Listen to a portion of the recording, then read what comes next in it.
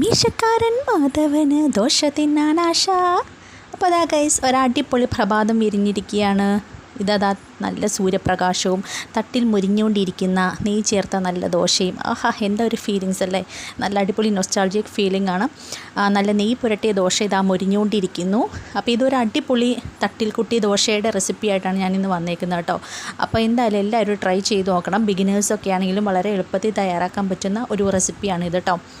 അപ്പോൾ എന്തായാലും നമ്മൾ എന്ത് ചെയ്യുക, ഇതൊന്ന് ട്രൈ ചെയ്യുക. എന്നിട്ട് നിങ്ങളുടെ ലൈക്കും കമൻസും അതുപോലെ സബ്സ്ക്രിപ്ഷനും ഒക്കെ തന്ന് സപ്പോർട്ട് ചെയ്യുക കേട്ടോ. അപ്പോൾ സ്കിപ്പ് ചെയ്യരുത്. ഞാൻ ഇതിൻ്റെ ഇടയ്ക്ക് ഇതിൻ്റെ റെസിപ്പീസെല്ലാം ഇട്ടിട്ടുണ്ട്.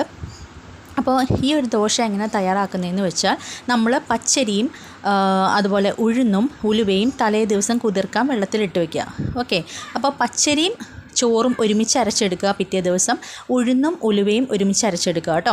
അപ്പോൾ ഉഴുന്നും ഉലുവയും ഇട്ട് വെച്ചേക്കുന്ന വെള്ളം നമുക്ക് ഉപയോഗിക്കാം. പച്ചരിയുടെ വെള്ളം നമുക്ക് ആവശ്യമില്ല, നമുക്ക് കളയാം. എന്നിട്ട് നമുക്ക് ഒരുമിച്ച് നല്ല കട്ടിക്ക് മാവ് അരച്ചെടുക്കുക. ഒരുപാട് വെള്ളം ആയി പോകരുത്, കട്ടിക്ക് അരച്ചെടുക്കുക. അങ്ങനെ നമ്മുടെ മാവ് റെസിപ്പി റെഡിയായി. തട്ടിലേക്ക് ഇടിയേ വേണ്ടൂ. അടിപൊളി സാമ്പാറും ചട്നിയും കൂട്ടി കഴിച്ചോളൂ. അപ്പോൾ ഓക്കെ.